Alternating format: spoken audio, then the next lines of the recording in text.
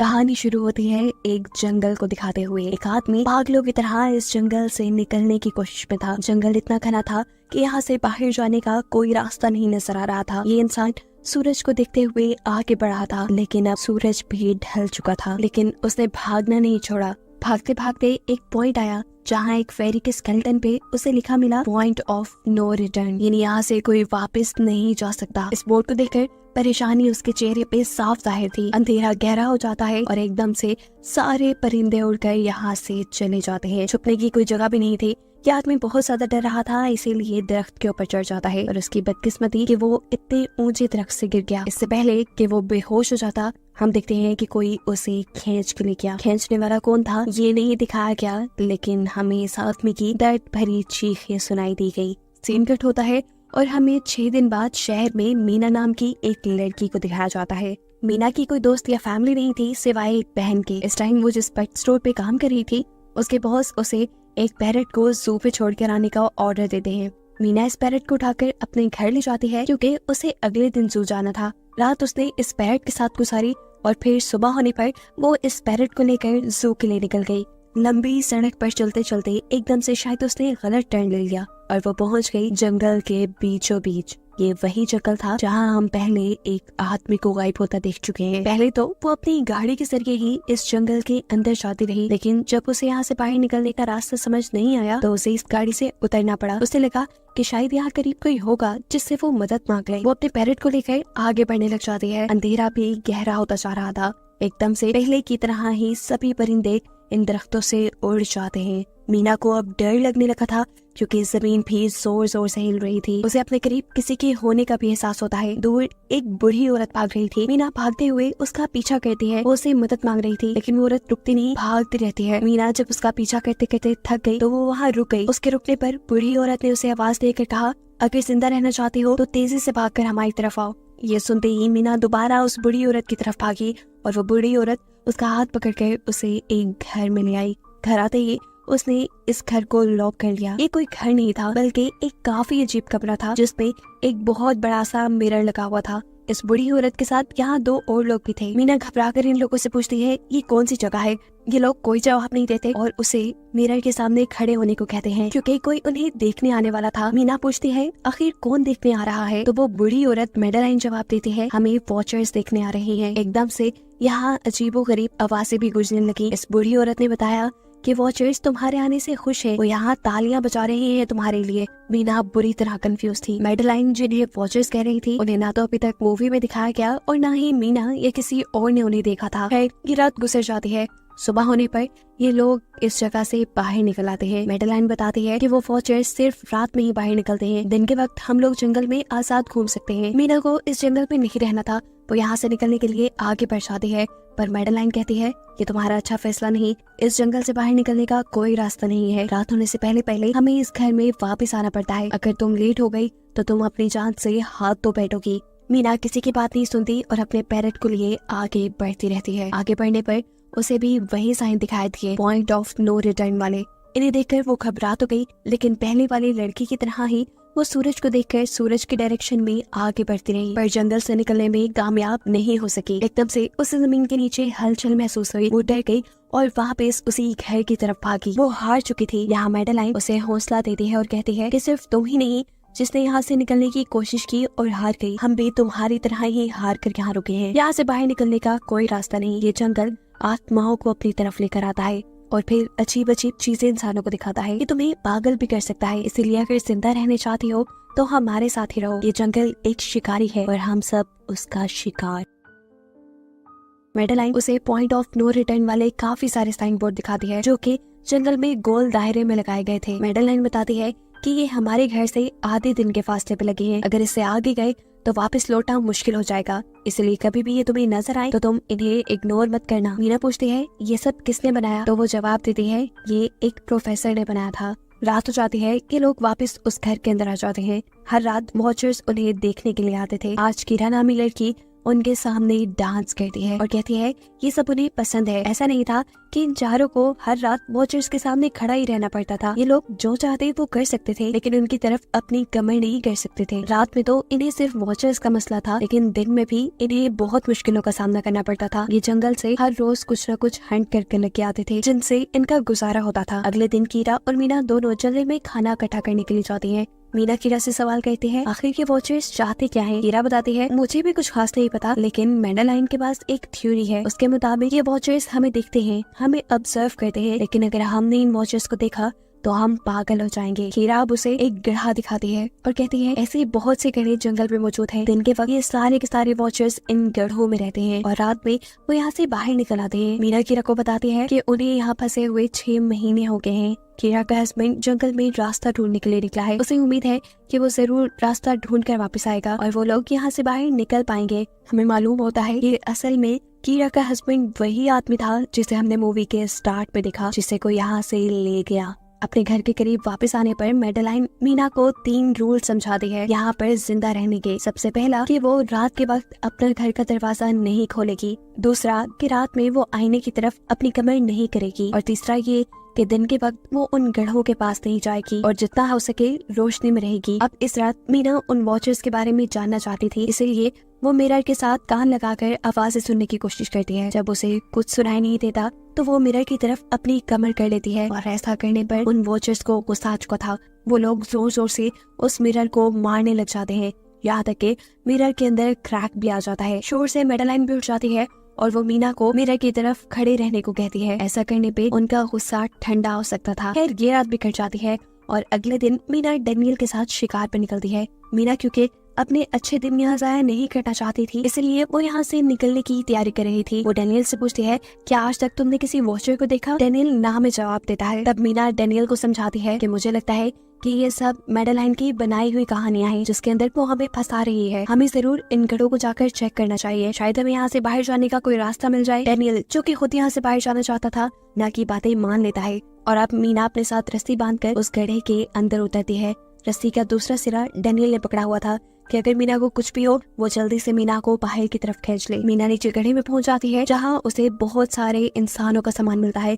मीना इस सामान को इकट्ठा कर लेती है, जरूर वो जंगल में फंसे हुए इंसानों का ही सामान होगा। रस्ते के सहारे मीना और डैनियल उस सामान को बाहर ले आते हैं और इससे पहले कि मीना उस गड्ढे से बाहर निकलती, उसे गड्ढे के अंदर किसी की उंगलियां दिखाई देती हैं। वो ठीक से तो नहीं देख पाई कि ये क्या चीज थी, लेकिन वो डर गई। ये लोग उस सारे सामान को लेकर अपने सेफ हाउस में आ गए, जहाँ मैडेलाइन ने उससे पूछा ये सामान तुम्हें कहाँ से मिला? ये लोग झूठ बोल देते हैं कि ये सामान उन्हें जंगल से मिला है। मैडेलाइन को इस जंगल में रहते हुए बहुत अरसा गुजर चुका था। वो जानती थी कि ऐसा सामान उसे जंगल से नहीं बल्कि गड्ढे से मिला होगा। वो मीना से पूछती रह जाती है बताओ तुमने गड्ढे के अंदर क्या देखा, लेकिन मीना उसे कुछ नहीं बताती। अब इन लोगों को गड्ढे से कैमरा भी मिला था। इस कैमरा को सीसीटीवी कैमरा बनाकर डैनियल और मीना इस घर के बाहर लगा देते हैं ताकि ये लोग भी वॉचर्स को देख पाएं। मैडेलाइन उनको समझाती रह जाती है ये तुम गलत कर रही हो, लेकिन ये दोनों उसकी एक नहीं सुनते। आज ये लोग वॉचर्स के इंतजार में बैठे थे ताकि इन्हें वो देख पाएं। अभी तक वॉचर्स नहीं आए थे, लेकिन आज इनके साथ कुछ अजीब होता है।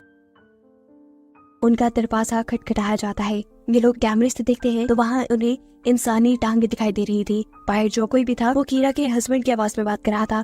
कीरा को लगा कि जरूर उसका हस्बैंड यहाँ से बाहर निकलने का रास्ता ढूंढ आया है। वो जल्दी से उठकर के दरवाजा खोलने के लिए जाती है, लेकिन मैडेलाइन उसे रोक देती है और कहती है तुम ये दरवाजा नहीं खोल सकती, मैं जानती हूँ भाई तुम्हारे हस्बैंड नहीं है। कीरा को मैडेलाइन की बातों पे यकीन नहीं था, इसीलिए मैडेलाइन कहती है तुम इसका इम्तिहान ले लो, तुम मुझसे कोई ऐसी बात पूछो जिसके बारे में सिर्फ तुम या तुम्हारा हस्बैंड जानता हो। कीरा बाहर खड़े हुए इंसान से एक किताब के बारे में सवाल करती है जिसके बारे में उसे पता होना चाहिए था, लेकिन जब बाहर खड़ा हुआ इंसान कोई जवाब नहीं देता तो ये समझ जाते हैं कि ये वॉचर ही है। ये जब दरवाजा नहीं खोलते तो वॉचर इनके बाहर लगाए हुए कैमरा को तोड़ देता है। सभी वॉचर अब गुस्से में आ चुके थे। वो इनके घर के बाहर लगा हुआ शीशा भी तोड़ने वाले थे, लेकिन ये सब लोग शीशे के सामने खड़े हो जाते हैं। उनके ऐसा करने पर वॉचर्स ने शीशा तोड़ना बंद कर दिया और वो इनको मारने नहीं आए। रात इनके साथ ये काफी सारी गलत चीजें हो गई थी, इसीलिए डैनियल और मीना ने डिसाइड किया कि वो मैडेलाइन को सच बता देंगे कि वो गड्ढे में गए थे। और इस बात से वो बहुत ज्यादा गुस्सा हो जाती है कि उन्होंने एक रूल तोड़ दिया था। मैडेलाइन उस गड्ढे से लाया हुआ सारा सामान उठाकर वापस उसी गड्ढे में फेंक देती है और अब ना चाहते हुए मीना भी यही रहने वाली थी। वक्त गुजरता गया, मौसम भी बदल गया। सर्दियाँ आ गई थी, लेकिन अभी तक ये लोग यही फंसे थे। मीना हर रोज यहाँ से बाहर निकलने वाले रास्ते की तलाश में जाती थी, लेकिन उसे कोई रास्ता नहीं मिलता था। उसने एक नक्शा भी बनाया था। उसे यकीन था कि कभी तो वो ये नक्शा पूरा कर ही लेगी। सर्दियों की वजह से इन्हें खाना भी ठीक से नहीं मिल रहा था और खाना ना मिलने की वजह से इनकी दिमागी हालत खराब होती जा रही थी। और इसी सब में मैडेलिन और डैनियल का झगड़ा हो जाता है। उसे में वो मैडेलिन के साथ साथ मीना को भी बाहर ही छोड़ के कीरा को सेफ हाउस में ले जाकर लॉक कर देता है। अंधेरा भी होने वाला था। मैडेलिन और मीना बहुत दरवाजा खटखटाती है। डैनियल की मिन्नतें करती है कि प्लीज ये दरवाजा खोल दो, लेकिन वो दरवाजा नहीं खोलता। फिर अंधेरा भी हो गया और मजबूरन इन्हें अपनी जान बचाने के लिए एक घने दरख्त के नीचे खड़ा होना पड़ा। अब तो इन्हें वॉचर्स के आने की आहटें भी सुनाई दे रही थी। इस टाइम मीना और मैडेलिन के साथ हम ऑडियंस को भी इन वॉचर्स की एक झलक दिखाई जाती है। ये लोग लंबे लंबे, पतले और खतरनाक थे।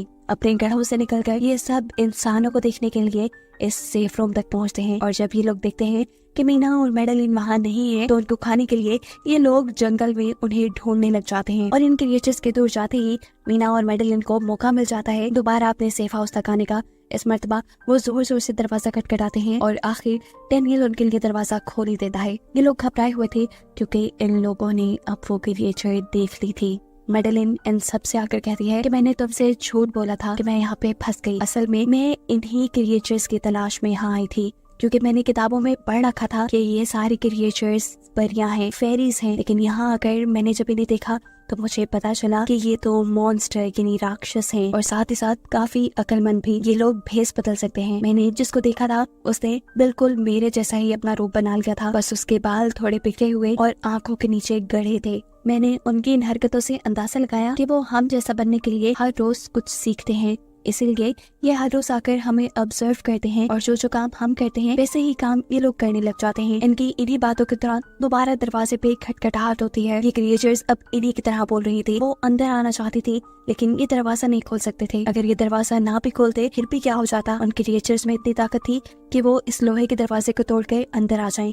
इन लोगों को कहीं छुपना था। सभी को कुछ समझ नहीं आ रही थी, पर अचानक डैनियल की नजर फर्श पे पड़ती है। यहाँ फर्श थोड़ा ऊपर नीचे था। वो जैसे ही कारपेट उठाकर दिखता है तो नीचे एक बंकर था। ये लोग बिना वक्त जाए किए उस बंकर का दरवाजा खोल के उसके अंदर चले जाते हैं और फिर बंकर बंद कर लेते हैं। ये लोग इस चीज से हैरान थे कि ये बंकर इतने अरसे से यहाँ था और इन लोगों को पता भी नहीं चला। इस बंकर के नीचे बहुत फैसिलिटीज थी, हजारों दिन का खाना, बहुत सारे टीवी, टेक्नोलॉजी और भी बहुत सा जरूरत का सामान रखा था। मीना जानना चाहती थी कि आखिर ये जगह किसने बनाई, इसीलिए वो इस कंप्यूटर को ऑन कर लेती है। इस कंप्यूटर में इंटरनेट तो नहीं था, लेकिन बहुत सा डाटा सेव था, जिसे खोलने पर इन्हें पता चलता है कि ये सारी जगह डॉक्टर मार्टिन ने बनाई थी। ये असल में प्रोफेसर को इन क्रिएचर्स के बारे में पता था। वो इन क्रिएचर्स पर रिसर्च करना चाहता था, इसीलिए उसने ये बंकर बनाया था। वो इस बंकर में रहता था। पैसों का लालच देकर वो दूसरे इंसानों को यहाँ लेकर आता था और रात के वक्त उन्हें ऊपर रूम्स में छोड़कर खुद इस बंकर में आकर छुप जाता था और वो मॉन्स्टर फिर उन इंसानों को खा जाया करते थे। अपनी सारी रिसर्च के दौरान डॉक्टर मार्टिन बताते हैं कि ये क्रिएचर कोई मॉन्स्टर नहीं बल्कि असल में फेरीज थी, जो पहले इंसानों के साथ रहती थी, लेकिन फिर इंसानों ने इन्हें धोखा दिया। इन्हें यहाँ जंगलों में फंसाकर वो यहाँ से निकल गए और काफी साल जमीन के नीचे रहने की वजह से इनका जादू और इनके पर चले गए। डॉक्टर मार्टिन बताते हैं कि सारी रिसर्च के दौरान उन्हें एक सबसे अलग फेरी मिली, जो रोशनी में भी उन गढ़ों से बाहर आ सकती थी। वो अच्छी थी, उसे डॉक्टर मार्टिन को मारा नहीं। डॉक्टर मार्टिन उसे यहाँ ले आया। वो फेरी मार्टिन के साथ रहकर सब कुछ सीख गई, लेकिन थोड़े अरसे बाद इन दोनों के अंदर कोई लड़ाई हो गई। इस कंप्यूटर में बहुत सी वीडियोस थी और हर वीडियो में डॉक्टर मार्टिन ने कुछ न कुछ बताया हुआ था। मीना बस ये जानना चाहती थी कि आखिर में क्या हुआ, इसीलिए वो सबसे आखिरी वीडियो प्ले करती है, जिसमें वो देखती है कि प्रोफेसर खुद को और उस फेरी को मारने वाली है। मरने से पहले वो इस जंगल में फंसे हुए लोगों के लिए यहाँ से निकलने का रास्ता बता देता है और कहता है कि शाम में जिस डायरेक्शन में परिंदे भागते हैं उसी डायरेक्शन में भागने से वो लोग इस जंगल से निकल सकते हैं। उसने इस रिकॉर्डेड मैसेज में कहा था कि अगर कोई इस जंगल से निकलने में कामयाब हो गया तो यूनिवर्सिटी में जाकर मेरी सारी रिसर्च तबाह कर देना। बस कुछ राज से रहने चाहिए। मैंने यहाँ आकर बहुत बड़ी गलती की थी। मैं वो दुनिया नहीं बना सका जिसका मैंने ख्वाब देखा था। मैं इंसानों और फेरिस को एक साथ नहीं रख पाया। खैर, आज रात इनकी काफी खुशी में कटती है क्योंकि इन्हें बाहर जाने का रास्ता मिल गया था। सभी लोग अब बंकर से बाहर निकलते हैं तो देखते हैं कि इनका सेफ हाउस ऑन वॉचर्स ने पूरी तरह तबाह कर दिया है। ये लोग अब यहाँ जंगल से निकलने के रास्ते में बढ़ जाते हैं। वो परिंदे जिनके बारे में प्रोफेसर बता रहे थे वो तो शाम को उड़ने वाले थे, लेकिन इन्हें शाम होने से पहले जंगल से बाहर निकलना था, इसलिए मीना अपने पास मौजूद पैरट को आजाद कर देती है। जिस डायरेक्शन में वो उड़ता है ये लोग उसी डायरेक्शन में चलने लग जाते हैं। चलते हुए रास्ते में इन्हें एक कब्र मिली। मेडेलाइन इस कब्र को देखकर बताती है कि एक वक्त था जब ये लोग इंसानों के साथ रहते थे, लेकिन इंसानों ने इनके साथ बहुत बुरा किया, धोखा किया और इन्हें यहाँ जंगलों में छोड़कर वो चले गए। और क्योंकि इन फेरीज ने अपने पर और अपनी जात को खो दिया, इसलिए अब कभी वो इस जंगल से बाहर भी नहीं जा सकते। चलते हुए ये लोग एक नदी के पास पहुंच गए। फाइनली इस नदी के जरिए ये लोग इस जंगल से निकल सकते थे। शाम भी हो चुकी थी। वो फेरीज, वो वॉचर्स अब जमीन से बाहर निकलने लगे थे। इससे पहले कि ये लोग डॉक्टर मार्टिन की बोट में बैठकर यहाँ से दूर चले जाते, डेनियल को यहाँ अपना साथी जॉन मिल जाता है। वो जख्मी हालत में था। डेनियल उसकी मदद के लिए आगे बढ़ता है। बाकी सब अपनी बोट में बैठ गए थे। इससे पहले कि डेनियल वापस आता, ये लोग देखते हैं कि डेनियल जिसकी मदद करने गया वो कोई इंसान नहीं बल्कि रूप बदलने वाली फेरी थी, जिसने अब उनकी आंखों के सामने डेनियल का रूप ले लिया था। ये सब लोग डेनियल के लिए कुछ नहीं कर पाते। उस फेरी ने अब डेनियल के माथे पे एक निशान बनाते हुए उसे जान से ही मार डाला था। इन्हें मालूम होता है कि फेरीज ये नदी पार नहीं कर सकती और फाइनली ये लोग खुद इस नदी को पार करके शहर तक पहुंच जाते हैं। सीन कट होकर हमें दिखाया जाता है कि अब मीना डॉक्टर मार्टिन के कहे के मुताबिक उनकी यूनिवर्सिटी में उनका सारा डाटा खत्म करने के लिए आई है। और इससे पहले कि वो उनका रिसर्च डाटा डिलीट करती, उसे इसके जरिए एक नई बात पता चलती है कि जब हजारों साल पहले इंसान और फेरीज एक साथ रहते थे तो तब इनकी शादी भी हो जाया करती थी। ऐसे इंसानों और फेरीज के बच्चे भी हुए जिन्हें हाइब्रिड्स कहा जाता है। उसे यहाँ पे ये बात भी पता चली कि मेडेलाइन जो उन्हें वहाँ मिली थी वो कोई और नहीं बल्कि प्रोफेसर की वाइफ ही थी। वो कंफ्यूज हो जाती है कि मेडेलाइन ने उसे ये बातें क्यों नहीं बताई। इस सारी कंफ्यूजन को शेयर करने के लिए वो कीरा के पास आती है और उसे बताती है कि जिस मेडेलाइन से हम जंगल में मिले थे वो असल में प्रोफेसर मार्टिन की वाइफ थी, लेकिन उसने हमें ये सच्चाई इसलिए नहीं बताई क्योंकि वो खुद एक इंसान नहीं बल्कि एक भेस बदलने वाली फेरी ही थी। ये सुनकर कीरा हैरान हो जाती है। असल में काफी सालों पहले प्रोफेसर की वाइफ मेडेलिन लंग्स कैंसर की वजह से मर गई थी। प्रोफेसर उनसे बहुत प्यार करते थे, वो उनके साथ ही रहना चाहते थे। और फिर प्रोफेसर को पता चला इन भेस बदलने वाली फेरीज के बारे में। अपनी वाइफ की फोटो दिखाते हुए उसने उस फेरी को मेडेलाइन जैसा बना दिया। अभी ये सारी बातें मीना बता ही रही थी तो एकदम से उसे पता चला कि वो ये सारी बातें कीरा को नहीं बल्कि मेडेलिन को ही बता रही है, जिसने इस वक्त कीरा का भेस बदला हुआ था। जैसे ही असली कीरा यहाँ आती है मेडेलिन उसे बेहोश कर देती है, जिसके बाद वो फौरन मीना पे हमला करने के लिए आगे बढ़ती है ताकि उसका राज ही रहे। इससे पहले कि वो मीना को मार देती, वो उसे कहती है मैं इकलौती थी जो जंगल में सबसे अलग थी। वहाँ सारी फेरीज मेरा मजाक उड़ाती थी। मैं दिन के वक्त भी बाहर निकल सकती थी। इसी गुस्से में उन्होंने मुझे वहाँ से बाहर निकाल दिया। तब मीना उसे कहती है तुम अलग नहीं थी, तुम बहुत ज्यादा खास थी। असल में तुम हाइब्रिड हो, आधी इंसान और आधी फेरी हो। इसी वजह से तुम फेरीज के साथ भी रह सकती हो और इंसानों के साथ भी, और यही वजह है कि तुम उस जंगल से बाहर निकल आई। मीना के सारा सच बताते ही एकदम से मेडेलिन के पास उसके पर और उसके जादू वापिस आ जाता है, जिसके बाद वो मीना को यही छोड़कर यहाँ से उड़ जाती है। अब कहानी कुछ हफ्तों बाद की दिखाई जाती है जहाँ मीना अब अपनी बहन के पास गई है। जंगल और फेरी वाले सारे वाक्य के बाद वो काफी डर गई थी और अब वो अपनी बहन के साथ ही रहना चाहती थी। उसने अपनी बहन को बताया कि मुझे लगता है कि वो फेरी अभी भी मेरा पीछा करती है। तब मीना की बहन उसे कहती है तुम डरो नहीं, कुछ नहीं होगा। और कहानी के आखिरी सीन में हमें एक बच्ची को दिखाया जाता है जो कि इस वक्त भी मीना के घर के नीचे ही थी। ये कोई और नहीं बल्कि वो फेरी मेडेलाइन ही है जो इनकी दुनिया में इस बच्ची के रूप में रह रही है। और इसी को दिखाते हुए ये कहानी यहाँ खत्म हो जाती है।